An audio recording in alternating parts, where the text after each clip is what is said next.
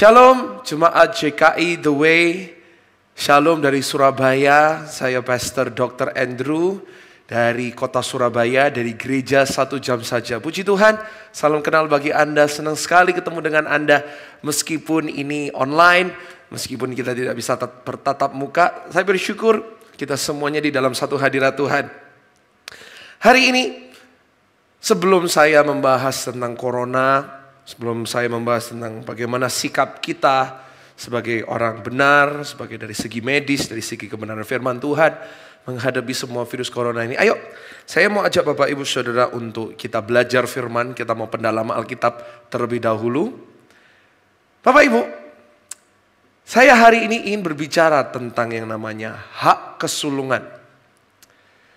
Hak kesulungan atau berkat bagi anak sulung digambarkan seperti berkat double porsi.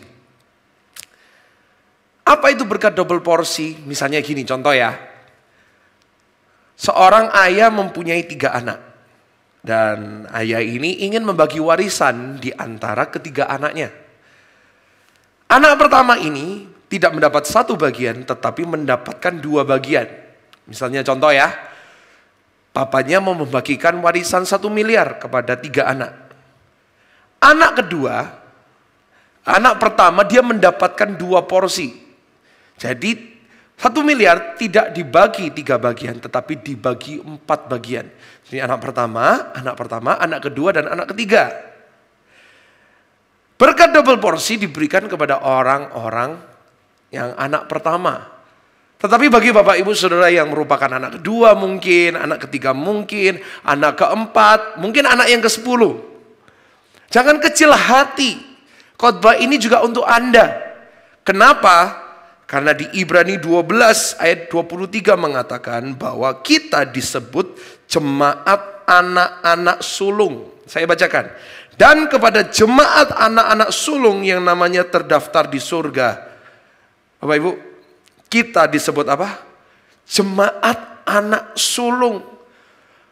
Berarti kita pun juga berhak untuk menerima hak kesulungan ini. Kita pun juga berhak untuk menerima berkat double porsi. Itu adalah kabar baik bagi kita yang mungkin kita bukan anak yang pertama. Bapak Ibu, berkat double porsi itu apa sih? Mungkin Bapak Ibu bertanya, apakah saya mendapatkan berkat lebih daripada orang yang di luar sana? Pak, kalau saya mendapatkan berkat double porsi, Pak, kenapa kok hidup saya tidak sekaya orang yang tidak mengenal Tuhan? Kenapa Pak, kok orang yang di luar sana kelihatannya hidupnya lebih mewah daripada saya yang ikut Tuhan selama puluhan tahun? Bapak Ibu, berkat double porsi itu apa sih? Yang pertama, berkat double porsi itu berkat untuk menikmati yang Tuhan sediakan di bumi ini. Banyak orang hidupnya mewah, hidupnya kaya, uangnya banyak, mobilnya banyak. Tetapi sedikit banget yang mereka menikmati apa yang Tuhan sediakan. Mereka kaya raya tetapi penyakitan. Mereka kaya raya tetapi anaknya nggak karu-karuan. Mereka uangnya banyak tetapi keluarganya hancur.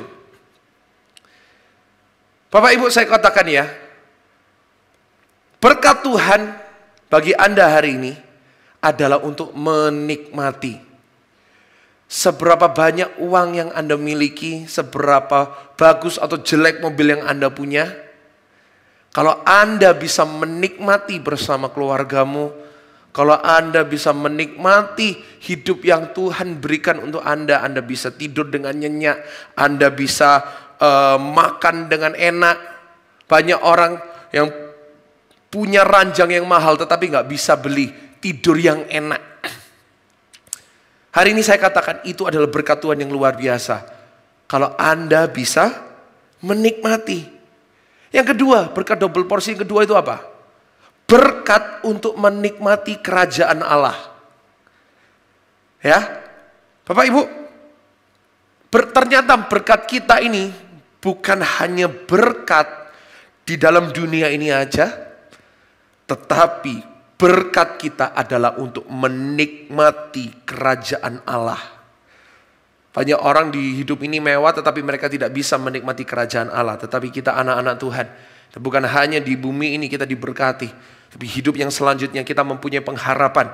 Pengharapan apa? Pengharapan akan hidup yang kekal. Tapi Bapak Ibu Saudara, yang saya ingin sampaikan hari ini adalah ternyata banyak anak sulung yang kehilangan hak kesulungannya.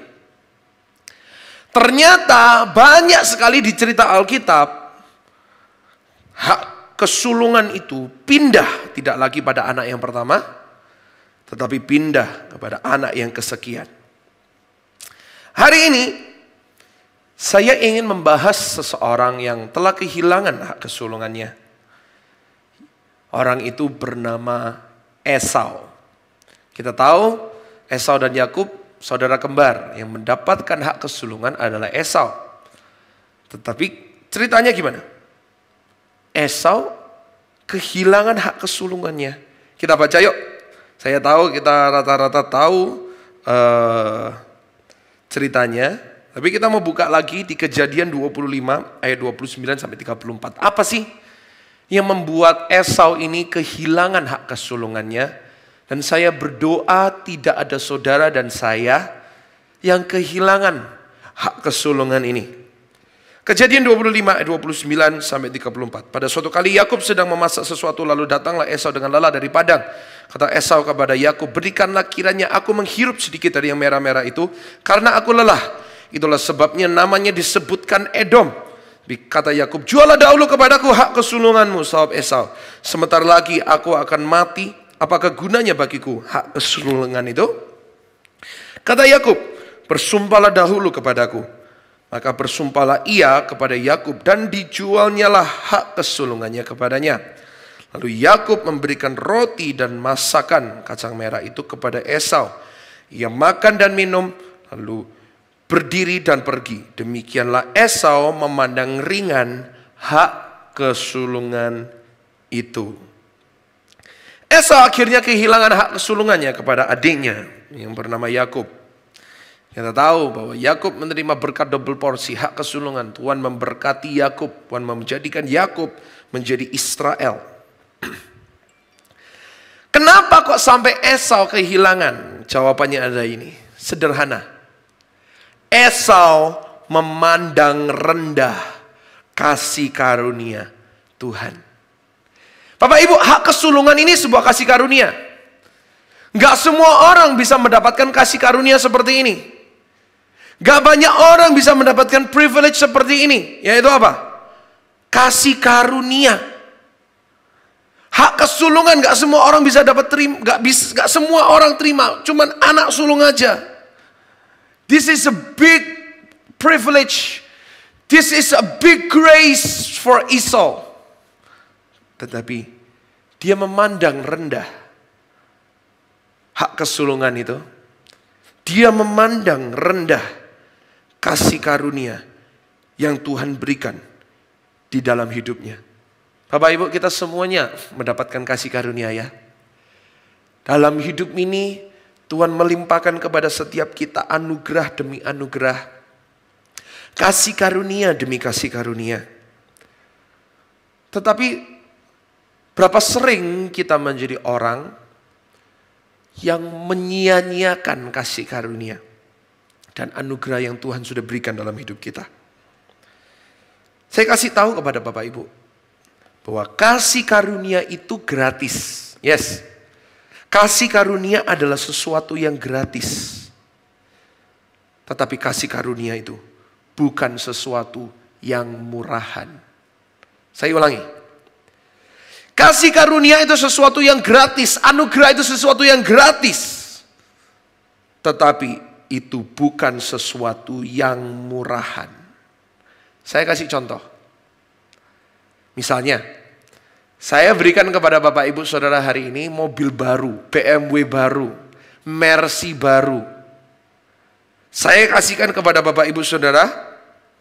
Lalu Bapak Ibu mengatakan seperti ini, oh ini kan BMW gratis, ini kan Mercy gratis. Lalu apa yang Bapak Ibu lakukan? Bapak Ibu nyetirkan dengan speed yang banter, lalu Bapak Ibu tabrakan. Dor! Bapak Ibu mengatakan apa? Ini gratis kok. Ini nggak ada artinya, ini gratis. Bapak Ibu Saudara, kenapa kok kasih karunia itu bisa gratis bagi kita? Karena Tuhan Yesus sudah mati bagi kita. Tuhan Yesus sudah mati bagi dosa kita. Karena Tuhan Yesus sudah mati di atas kayu salib untuk membeli kasih karunia, sehingga kasih karunia bagi kita bisa menjadi gratis. Saya ulangi sekali lagi, kasih karunia itu sesuatu yang mahal, bukan murahan. Diberikan kepada kita gratis karena kita tidak sanggup membayarnya. Ayo hari ini kita jangan seperti Esau. Kasih karunia yang Tuhan berikan di dalam hidup kita, jangan kita sia-siakan. Pak, anugerah Tuhan apa yang Tuhan berikan dalam hidup saya, Pak? Hari ini saya kasih 2 aja. Apa anugerah yang Tuhan berikan dalam hidup kita? Yang pertama, anugerah yang Tuhan berikan dalam hidup kita adalah keselamatan. Tulis di komentar atau kalau ini ada live chatnya, tulis di dalam live chat. Keselamatan itu anugerah. Bapak Ibu Saudara, ayo kita jangan seperti Esau hari ini. Jangan sampai kita meremehkan keselamatan. Jangan sampai kita sia-siakan pengorbanan Yesus. Jangan kita anggap remeh salib Kristus. Jangan kita hidup sebagai seteru Kristus. Bapak Ibu Saudara, banyak orang yang mereka tahu mereka diselamatkan dengan gratis, dengan cuma-cuma. Banyak orang yang mereka hidupnya mereka tahu mereka sudah ditebus, tetapi mereka masih main-main di dalam dosa. Saya katakan kepada Anda yang masih hidup di dalam dosa, masih main-main di dalam dosa, jangan seperti Esau. Jika tidak, itu memungkinkan kita untuk kehilangan hak kesulungan itu. Pelayanan iya, omong kotor tetap iya. Pelayanan iya, selingkuh, berzina tetap. Ke gereja iya, memaki-maki orang tetap. Ayo, kita tidak mau menjadi orang-orang yang menyanyiakan anugerah. Kita mau menjadi orang yang menghargai apa yang Tuhan berikan dalam hidup kita. Kita mau menghargai hak kesulungan itu, keselamatan, kasih karunia yang Tuhan berikan. Baca sama-sama dengan saya di Galatia 6. Ayat yang ke-7 sampai yang ke-8. Jangan sesat. Allah tidak membiarkan dirinya dipermainkan, karena apa yang orang tabur, itu juga yang akan dituainya. Sebab barang siapa menabur dalam dagingnya, ia akan menuai kebinasaan dari dagingnya. Barang siapa menabur dalam roh, ia akan menuai hidup yang kekal dari roh itu. Mungkin Bapak Ibu Saudara berkata, Pak, kan bisa Pak, saya hidup dalam dosa, tetapi Tuhan mengampuni saya, lalu saya tetap Pak masuk dalam surga, saya tetap selamat. Bapak Ibu Saudara tahu nggak? Banyak penyakit di akhir zaman ini tidak disebabkan karena, ya memang sekarang virus corona lagi banyak. Tetapi Bapak Ibu, penyakit di akhir zaman yang membuat orang mati itu bukan penyakit yang karena kekurangan makan. Tetapi justru karena kebanyakan makan. Saya kasih contoh. Penyakit jantung. Orang yang mempunyai penyakit jantung gak bisa menikmati berkat Tuhan. Gak bisa menikmati apa yang Tuhan sediakan bagi dia. Mungkin bisa Pak, saya bisa Pak. Tetapi alangkah baiknya kalau kita tetap sehat. Penyakit jantung disebabkan apa? Karena terlalu banyak makan. Karena hipertensi, karena kencing manis. Kenapa kok semuanya itu ada? Karena satu kata, yaitu rakus. Orang Surabaya ini bilang kakean mangan. Karena terlalu banyak makan, karena rakus semuanya untuk dirinya sendiri. Bapak Ibu tahu hipertensi, diabetes, penyakit jantung, itu salah satu yang komorbid yang paling parahnya corona. Banyak orang meninggal akibat corona karena ada penyakit komorbid ini, yaitu hipertensi. Disebabkan apa? Karena rakus Bapak Ibu. Ayo, jangan kita main-main dengan dosa. Tulis di dalam live chat, jangan main-main dengan dosa. Dosa ini sesuatu yang serius. Ada banyak orang yang main-main dengan dosa. Dia free sex. dia kena HIV. Bapak Ibu tahu, saya seorang dokter, saya tahu orang yang kena HIV hidupnya nggak mungkin sama. Dalam 10 tahun, 15 tahun dia akan mati. Dia berhubungan dengan istrinya kena. Istrinya kalau punya anak, anaknya juga kena. Anaknya dari lahir sudah punya HIV, bayangin. Anak dari lahir sudah punya HIV, untung-untung kalau selamat. Rata-rata dalam 1-2 tahun game. Itu untung-untung kalau sudah sampai 1-2 tahun. Bayangin. Jangan kita main-main dengan dosa, karena dosa ini sesuatu yang serius. Yang pertama, anugerah yang Tuhan berikan dalam hidup kita adalah apa? Keselamatan. Yang kedua, apa anugerah yang Tuhan berikan? Sesederhana ini. Hidupku adalah anugerah. Ayo tepuk dada sama-sama katakan, hidupku adalah anugerah. Tulis di dalam live chat saat ini, hidupku adalah anugerah. Bapak Ibu, kita ini bisa hirup nafas. Ini loh anugerah. Ayo sekarang coba di rumah masing-masing yang nonton live streaming ini, kita hirup nafas sedalam-dalamnya. Bapak Ibu Saudara, ini anugerah.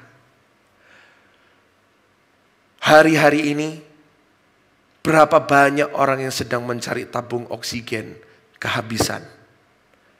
Berapa banyak orang-orang yang pada di waktu-waktu seperti ini, mereka yang cari rumah sakit hanya untuk mendapatkan oksigen, gak ada tempat di rumah sakit. Kalau kita bisa bangun pagi hari ini, kita bisa menghirup nafas, gak sesek, gak kekurangan, itu adalah anugerah. Bapak Ibu, ini gratis ya. Nafas yang kita hirup ini gratis ya. Ayo coba tarik nafas dan cek rekening Anda. Ada yang berkurang gak?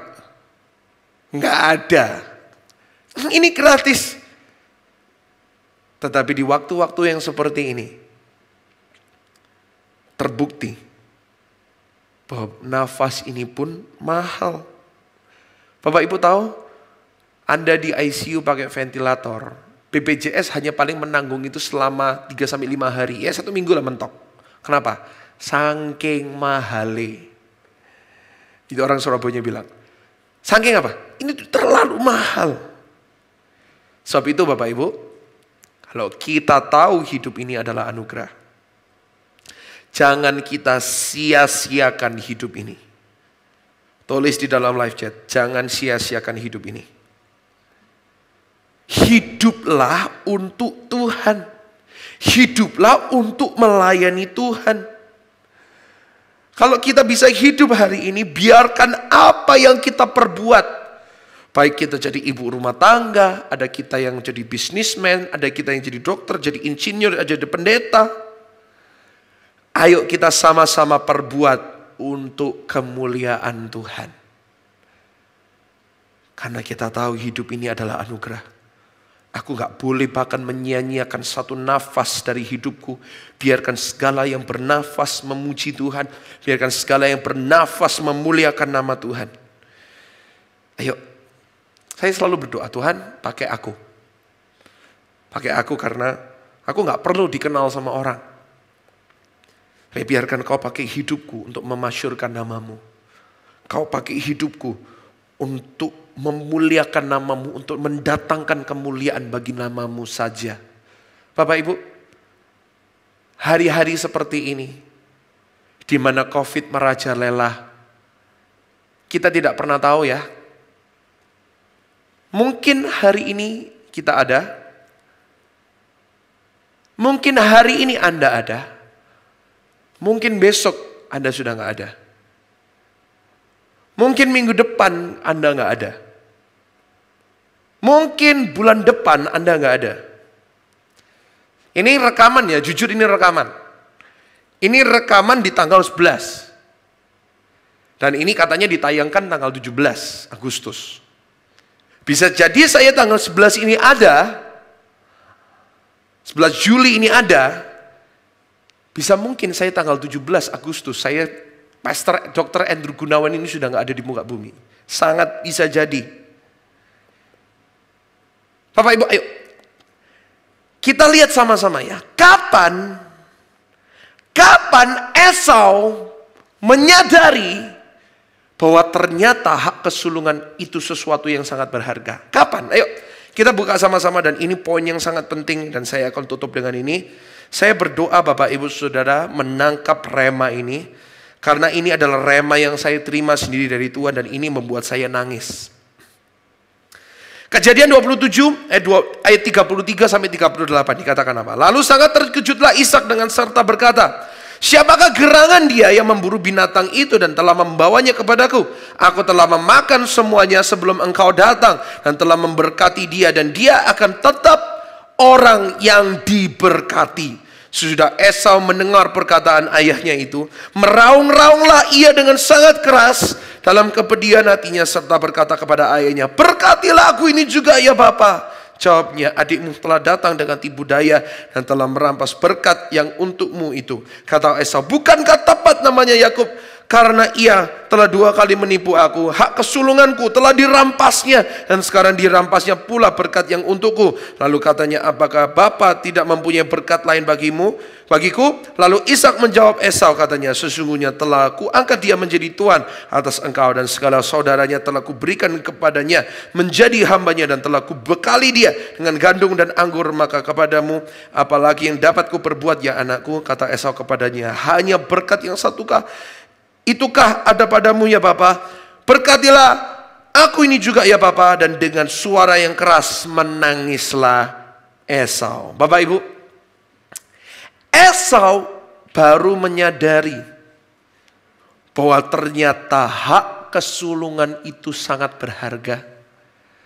Kasih karunia itu sesuatu yang sangat berharga. Kapan? Dia baru menyadari di saat dia kehilangan hak kesulungan itu. Bapak Ibu, saya katakan ya, jangan menunggu nafas harus beli dulu. Bahwa Anda menyadari bahwa hari ini saya bisa menghirup nafas, hari ini saya ada. Ini semuanya anugerah Tuhan. Dan saya katakan kepada Anda, jangan menunggu suami atau istrimu mati dulu, baru menyadari bahwa mereka adalah kasih karunia Tuhan di dalam hidupmu. Saya mendengar banyak konseling dari bapak-bapak, dari ibu-ibu. Bagaimana istrinya dianiaya, disia-siakan. Mereka gak ngereken istrinya, gak pernah disayang. Ada banyak anak-anak muda juga cerita sama saya. Bapaknya gak pernah sekalipun memuji mereka. Ayo. Ada penelitian mengatakan bahwa virus COVID ini tidak akan hilang. Akan terus tetap ada sampai kapanpun. Ini akan terus bermutasi. Dan semakin banyak orang akan meninggal, semakin banyak orang akan meninggal. Sooner or later, kita harus menghadapi kenyataan bahwa nyawa pada zaman ini lebih gampang melayang. Setiap hari kita mendengar berita tentang ini mati, itu mati. Teman kita mati, pendeta itu mati, dokter ini mati. Kita harus menghadapi satu kenyataan demikian. That's real. This is something real. This is something that's happening. Ini sesuatu yang lagi happening. Sesuatu yang real banget. Ini kenyataannya. Sebab itu, ini sesuatu yang gak bisa dihindari.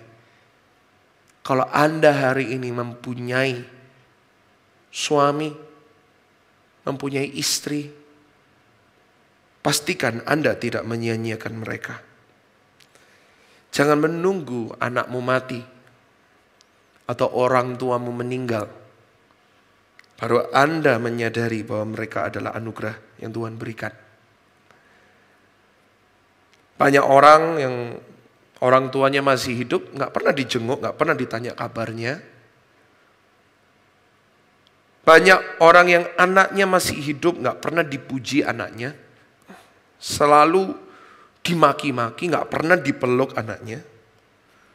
Saya kapan hari melayani anak 5 SD, meninggal. Lalu mamanya cerita sama saya, Pak, saya merasa bersalah. Karena selama anak ini hidup, saya nggak pernah, Pak. Saya nggak pernah ajak dia main. Saya nggak pernah saya reken. Tetapi sejak anak ini meninggal, Pak, saya baru sadar bahwa dia adalah kasih karunia Tuhan yang Tuhan berikan dalam hidup saya. Sebab itu kalau Bapak Ibu lagi nonton, lagi menghadiri hari ini dengan suamimu atau istrimu, ayo coba peluk mereka sebentar dong. Katakan, just say to them, thank you for being here. Kalau Anda punya anak, lagi nonton bareng sama anak, ngomong sama mereka, thank you. Ngomong sama mereka, I love you so much. Kalau hari ini Anda masih punya orang tua, telepon mereka setelah live streaming ini selesai. Telepon mereka, tanya bagaimana kabarnya, ajak keluar makan. Ya tentunya kalau selesai PPKM ya. Kalau saya nggak tahu sampai kapan PPKM selesai. Setelah PPKM ajak mereka keluar. Sudah aman semua, ajak mereka pergi. Jangan menyia-nyiakan mereka di dalam hidupmu. Pak Bu, hari-hari ini, di hari-hari yang PPKM yang kita nggak bisa datang ke gereja ini, saya baru menyadari bahwa ternyata datang ke gereja itu sesuatu anugerah Tuhan yang luar biasa. Bisa datang ke gereja, bisa melayani Tuhan, bisa kita datang ke gereja dengan tanpa kita rasa takut. Ini sesuatu yang besar. Ini kasih karunia Tuhan yang luar biasa. Bapak Ibu, kita bisa datang ke gereja melayani Tuhan tanpa rasa takut. Kita bisa datang, kita tepuk tangan, kita bisa dengerin firman duduk di gereja. Itu sebuah anugerah yang luar biasa. Oleh sebab itu, the next time we come to church, waktu setelah ini, di saat Anda bisa datang ke gereja lagi, jangan sia-siakan waktu Anda bisa datang ke gereja. Jangan sia-siakan waktu Anda bisa melayani Tuhan. Jangan sia-siakan kesempatan yang Tuhan sudah berikan untuk Anda bisa melayani Dia. Next time Anda ke gereja, jangan telat, Pak Bu. Tepuk tangan, jangan setengah-setengah. Dengerin firman, jangan sambil main HP. Bagi pelayan-pelayan Tuhan, melayani Tuhan jangan seenaknya sendiri. Kadang datang, kadang nggak datang. Kalau lagi mood datang, kalau lagi nggak mood nggak datang. Melayani jangan telat, melayani jangan asal-asalan. Melayani jangan karena dipaksa Bapak Pendeta, melayanilah dengan sungguh-sungguh. Hari-hari ini saya sadar banget, dan jujur, sampai detik ini saya tidak bisa ketemu dengan jemaat. Saya kangen banget sama jemaat yang kami gembalakan. Saya kangen Bapak Ibu. Kangen melayani Tuhan. Saya rindu banget bisa memimpin jemaat di gereja untuk memuji Tuhan. Dan saya katakan kepada diri saya sendiri, the next time I'm given the chance, waktu setelah ini jika saya mendapatkan kesempatan, saya akan berusaha untuk melakukan yang terbaik. Karena apa? Karena ini semuanya adalah anugerah Tuhan. Bapak Ibu, ayo sadarilah bahwa hidup ini adalah anugerah. Firman Tuhan berkata apa? Ajar kami Tuhan menghitung hari-hari, agar kami beroleh hati bijaksana. Artinya apa? Sadarilah berkat-Mu. Hitunglah berkat-Mu satu-satu. Hitunglah kasih karunia Tuhan satu-satu. Ternyata kita tidak sadar banyak hal di dalam hidup ini yang kita sia-siakan. Ternyata itu adalah anugerah Tuhan yang luar biasa. Hari ini saya katakan jangan kamu sia-siakan. Virus COVID ini akan tetap ada dan saya nggak tahu kapan selesainya. Saya nggak mau nina bobok, saya nggak mau bohong sama Bapak Ibu Saudara. Oh semuanya akan aman aja, semuanya dalam perlindungan Tuhan, nggak mungkin ada yang mati, semuanya diberikan kesehatan. Itu berarti saya sedang gombali, Bapak Ibu Saudara. Itu berarti saya sedang ninak bobo. Ini kenyataannya banyak orang mati, dan sampai ke depannya dalam beberapa tahun ke depan ini pasti lebih banyak orang yang mati. Bisa jadi itu orang tua kita, bisa jadi itu istri kita, suami kita, bisa jadi itu anak kita, bisa jadi itu pendeta kita, bisa jadi itu kerabat kita. Itu kenyataannya. Sebab itu Bapak Ibu Saudara, jika ada kasih karunia Tuhan yang Tuhan berikan, istrimu, suamimu, hidupmu, anak-anakmu, pendetamu, gerejamu, jangan pernah kamu sia-siakan semuanya itu. Karena hidup ini adalah anugerah Tuhan. Jangan seperti Esau, kehilangan hak kesulangannya hanya karena apa? Dia memandang rendah. Saya berdoa di tempat ini, firman Tuhan menyadarkan. Firman Tuhan diurapi hari ini. Firman Tuhan membuat kita sadar. Kita berdoa sama-sama. Hamba-Mu bersyukur buat firman Tuhan yang hamba-Mu sampaikan, yang Tuhan Kau berikan rema kepada hamba-Mu ini. Biarkan apa yang disampaikan hamba-Mu ini benar-benar boleh menjadi rema bagi setiap pendengar. Kami tidak hanya mendengar, hanya sekedar lewat, tapi kami mau sungguh-sungguh melakukan di dalam kehidupan kami. Kami tidak mau menyia-nyiakan anugerah Tuhan. Kami tidak mau menyia-nyiakan hidup kami, keluarga kami. Apapun yang kami terima di dalam hidup ini, kami tidak mau menyia-nyiakan itu. Kami terima semuanya sebagai anugerah Tuhan. Terima kasih buat kebaikan-Mu. Di dalam nama Tuhan Yesus, semua yang percaya dan diberkati firman Tuhan, sama-sama kita katakan, amin. God bless you.